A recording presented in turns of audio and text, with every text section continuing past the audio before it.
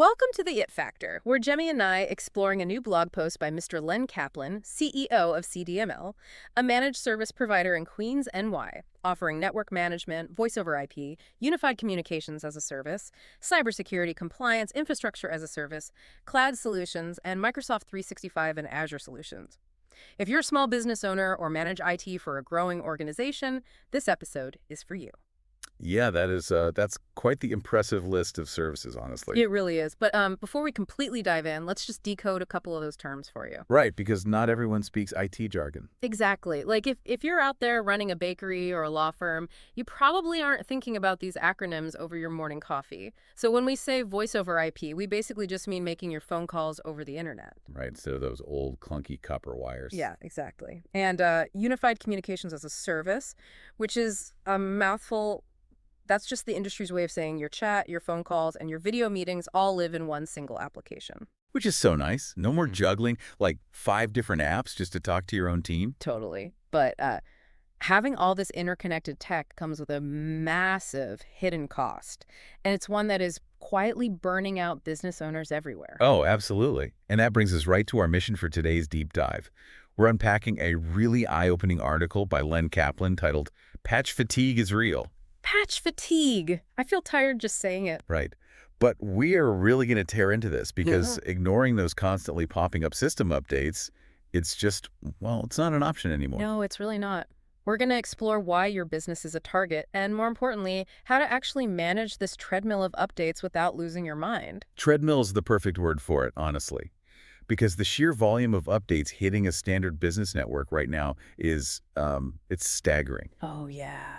Len points out that for a small or mid-sized organization, the weekly wave of required updates can feel entirely unmanageable. We aren't just talking about Windows asking for a quick restart here. Oh, not at all. It's like the browser you're using to read your email. Yep. It's the firmware on your office router. It's some bizarre background configuration in your cloud storage. Don't forget the accounting software. Right? You sit down on a Tuesday morning, coffee in hand, ready to tackle a client proposal, and suddenly your screen is hijacked by 3 different applications demanding immediate attention. And that's just what you see on your screen.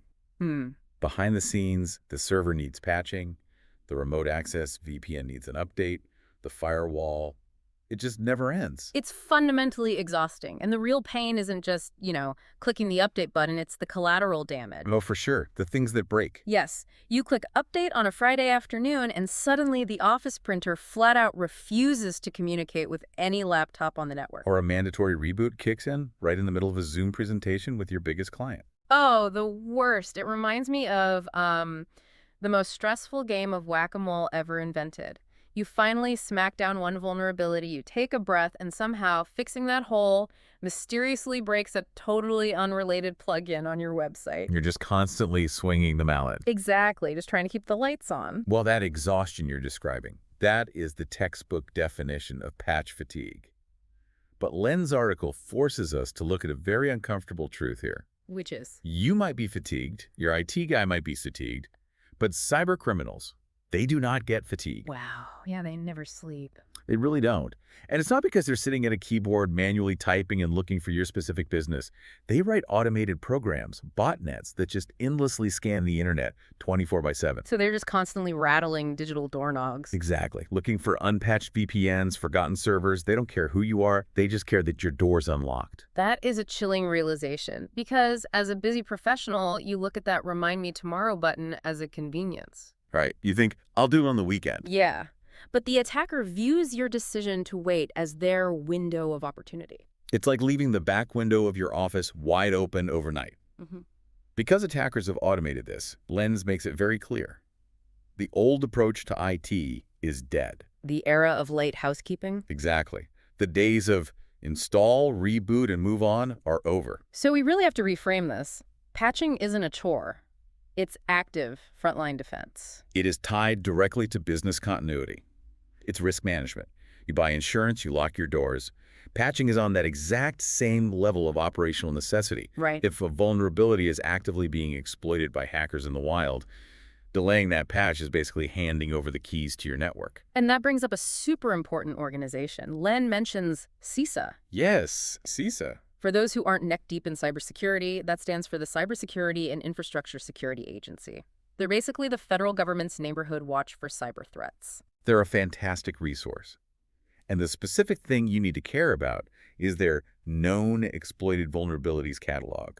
The KEV list. Right, because this isn't a list of theoretical problems. Yeah, these aren't just what-if scenarios drawn up by some researcher in a lab. Exactly the opposite. Yeah. The vulnerabilities on this list are ones attackers are actively using right now to break into systems and deploy ransomware. So if your software's on that list, you can't just say, we'll get to it eventually. No, it shifts to, we need to fix this right this second.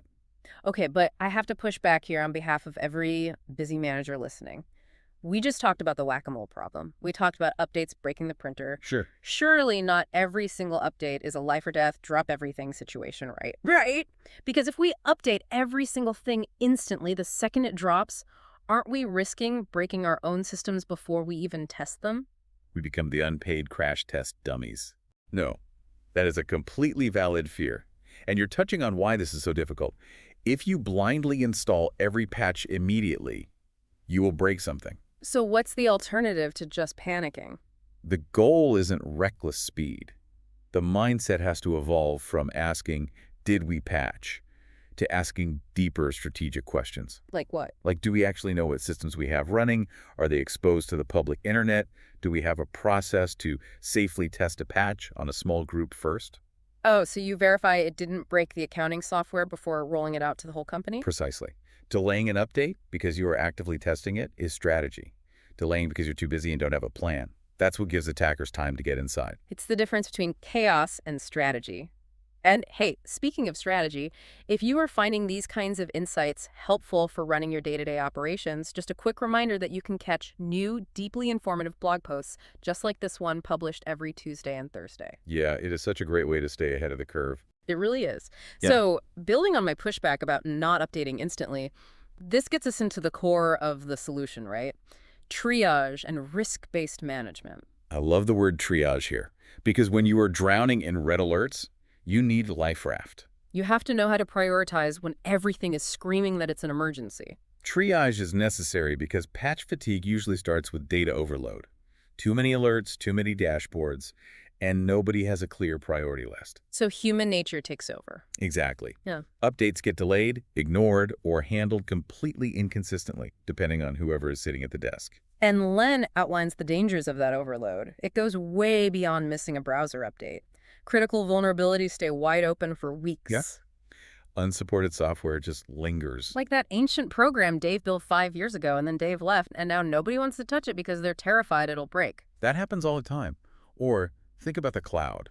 We think of the cloud as someone else's problem, but cloud services can silently drift out of compliance. Wait, what does that actually look like? How does a setting drift? Well, imagine someone in marketing needs to share a massive folder of videos with an outside vendor. Yeah. To make it quick, IT temporarily changes the security setting to make that folder public. Okay, makes sense. The vendor gets the files, the project gets done, but nobody remembers to go back and turn that public permission off. Oh, wow. Over time, these little quick fixes pile up, and your secure cloud environment silently drifts into a state where sensitive data is totally exposed. Quick fix becomes the permanent vulnerability. Exactly. It's not a patch in the traditional sense, but it requires the exact same vigilant management. That makes total sense. So how does risk-based vulnerability management actually fix this? It brings context to the chaos. A smart program doesn't treat every alert the same way because not all systems carry the same risk. Right, so it really is exactly like triage in a hospital emergency room. Perfect analogy. Like, let's say you're the triage nurse. A patient walks in with a badly scraped knee. You're going to help them, but you hand them a bandage and tell them to sit in the waiting room. Right. 2 minutes later, someone comes in clutching their chest, having a heart attack. They bypass the waiting room entirely. You don't treat the scraped knee first just because they arrived earlier. That is spot on. If we map that ER scenario to a business network, the heart attack is an actively exploited vulnerability on your internet-facing firewall. Because that's protecting your entire customer database. Exactly. If that has a hole in it, it requires immediate drop everything, wake people up in the middle of the night attention. And the scraped knee. The scraped knee is like a background update for a PDF reader on a single laptop used by a receptionist who doesn't even have access to financial files. It still needs a bandage. Right, it needs to be patched. But it doesn't require a midnight emergency maintenance window. You schedule it for regular hours. So the ultimate goal isn't to live in a state of constant sweaty panic. Far from it. The goal is discipline. It's about calmly evaluating the context. Does this server hold sensitive data? Is there a temporary firewall rule we can use to block attackers while we take 3 days to properly test the patch? You have limited resources, so spend them where the risk is highest. Exactly. I think everyone listening would agree that having that level of discipline sounds amazing, but putting it into practice, That's the hard part. it really is, especially for growing companies. Before we dive into how to actually achieve that operational discipline, I want to invite you to visit cdml.com and subscribe to the blog. You'll get these essential business IT strategies sent straight to you. Highly recommended. Mm-hmm. Because achieving this discipline is incredibly difficult for small and mid-sized teams. They're already swamped. They are busy running the actual business, handling client deliverables, managing vendors. Just trying to keep the lights on. So vulnerability management slips down the priority list. It becomes an afterthought until a ransomware screen pops up. And then it's the only thing that matters. So let's talk solutions. How do you turn this reactive scramble into a managed, reliable process? Len outlines a strict, structured process that every business needs. And it starts with something that sounds simple, but is actually incredibly hard: an accurate inventory. Because you can't protect what you don't know you have. Exactly. An inventory is brutally hard now. It's not just counting beige computer towers in a room. It's shadow IT. The marketing team buying a new SaaS platform with a corporate card without telling anyone. Or employees bringing personal iPads and connecting to the Wi-Fi. You need a living inventory of everything: endpoints, servers, firewalls, cloud services. And once you know what you're defending, then comes active monitoring. Right. Watching for those vendor alerts and cross-referencing them with the CISA advisories. Yeah. Then testing the patches, verifying the installations actually worked, and maintaining clear SLAs. Let's quickly define SLAs for anyone who doesn't deal with vendor contracts daily. It stands for service level agreements. In this context, it basically means your company has a strict timeline for how quickly issues must be fixed. Like a critical firewall vulnerability must be patched within 24 hours, while a minor software bug has a 30-day SLA. Having those SLAs creates accountability. It removes the guesswork. Yeah. But listen to that whole process: inventory, monitoring, testing, deploying, verifying. That is a massive structural burden. It's a full-time job. Which is exactly why specialized help like CDML Computer Services takes that off the shoulders of the business owner. Yeah. They operate in the background, managing the endpoint protection and Microsoft 365 security, so the business can actually focus on revenue. I really want to hone in on one specific piece of that process you just mentioned. Len talks about reporting and documentation. He explicitly says that having reports available is crucial for insurance carriers or auditors. Oh, yes. Why is the actual proof of the patch becoming almost as important as the patch itself? This might be the most important shift in the business landscape right now, and it's driven entirely by the cyber insurance industry. We live in a world of strict compliance. If it isn't documented, it simply didn't happen. Wait, really? So let's say a business gets breached, but the IT guy swears up and down he clicked update on the server last Tuesday. It does not matter what he remembers. The auditor is going to say, show me the log, show me the report that proves the patch was deployed and verified. That is wild. Without documentation, your business is completely exposed. So you could literally do the right thing, patch the system, eventually get hacked through some other bizarre zero-day exploit, and still have your insurance claim denied just because you didn't have a piece of paper proving you did the routine maintenance. Yes, you could lose your cyber insurance coverage entirely or fail a critical audit from a major client. The conversation is no longer just, did we buy a security tool? It's, does our organization have a provable, auditable process? That is a very sobering reality. It's not just about keeping hackers out. It's about proving to your partners and insurers that you are a trustworthy custodian of their data. It changes the entire math. And hey, if this breakdown of patch management is giving you a few aha moments today, please go ahead and click that thumbs up button. Yep. It really helps us know what topics resonate with you. Absolutely. So as we look to wrap up this deep dive, I think the biggest takeaway here is validation. If you're listening and you've been feeling completely overwhelmed by the sheer volume of alerts and reboots, Your feelings are valid. Patch fatigue is very real. You aren't doing anything wrong. It's just the intense nature of the digital world today. It's completely understandable, but as Len so clearly warns, the fatigue absolutely cannot become an excuse for inaction. The attackers are moving too fast. Exactly. They use automated tools, and a known unpatched vulnerability is the easiest path in.